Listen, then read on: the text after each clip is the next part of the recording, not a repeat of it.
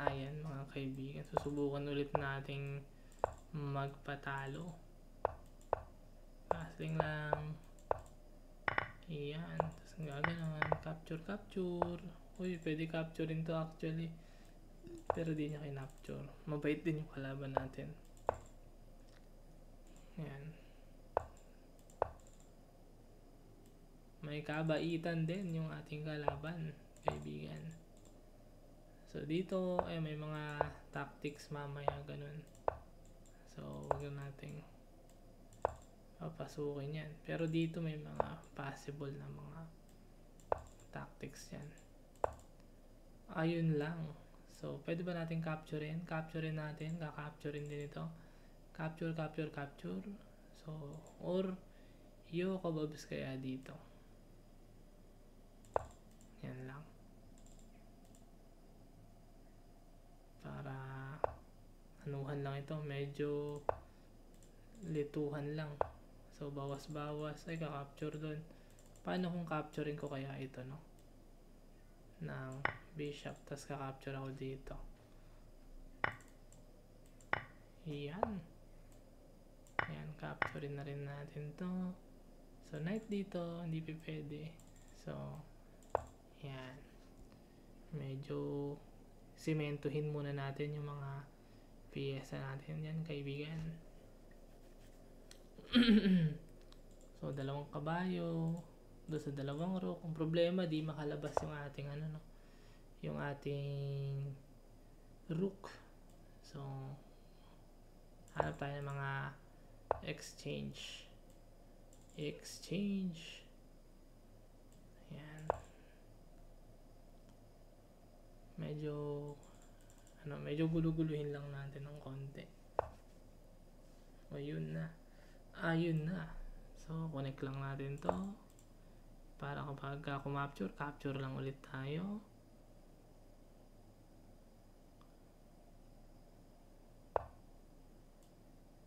Dito. Yan, para mabawasan yung kabayo. So, kasi may rook naman tayo, ang idea lang mabawasan yung mga kabayo. Medyo malakas kasi hindi natin mapaalis yung mga kabayo dun sa kanyang mga tinatambayan.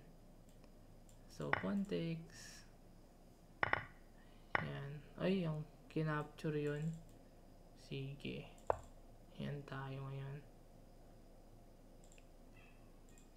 Normally pupush yan. Tapos sa outpost dito. Ay, naku po. Medyo mahirap ang ating laban, kaibigan. Yan. So ang mga rook kasi malakas yan sa mga sa mga open. Yan, katulad nito. Pag mga bukas-bukas yan, yung malakas dyan yung rook.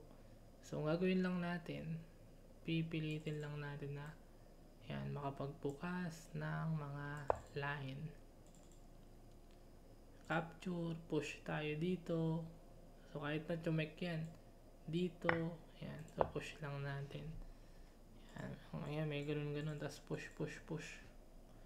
Yan, so aalalayan natin tong ating pawn. So paano pagka kinapture natin ito? So meron bang mate? Yan, so check muna natin kung may checkmate threat tayo. So dito lang tayo. Uy, gumanon. So push lang. Nalalayan pa rin, may mga checkmate idea. Yan, yung possible na mga threat, kaibigan natin. Uy, binarahan. So pagkabara, pag push natin ito, paano niya pipigilan? So capture yan, nag-resign na. Ayan, so push lang.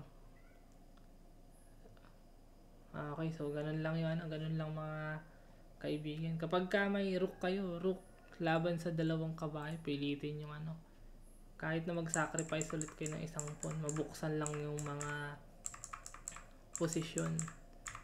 Okay, kasi yung mga rook natin, malakas yan kapag ka bukas-bukas na yung mga pile. Yan, ito yung mga pile na tinatawag natin. Itong mga letra na to. Yan, so dyan malakas yung mga rook natin.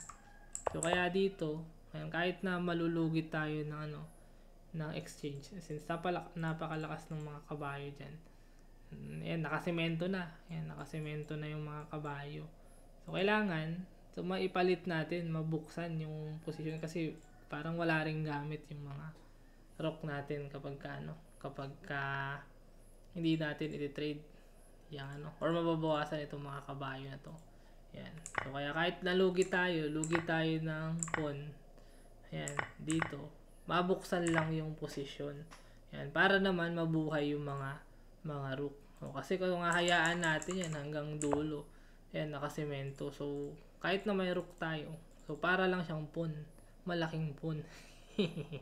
Okay, naging malaking pawn lang yun natin. Yung rook kapag hindi natin bubuksan. Kasi walang dadaanan. Yung sarili nating pyesa, siya din yung nagbablock dun sa mga rook natin. So, walang dadaanan. Okay? Ayan, hanggang dito na lang muna mga kaibigan.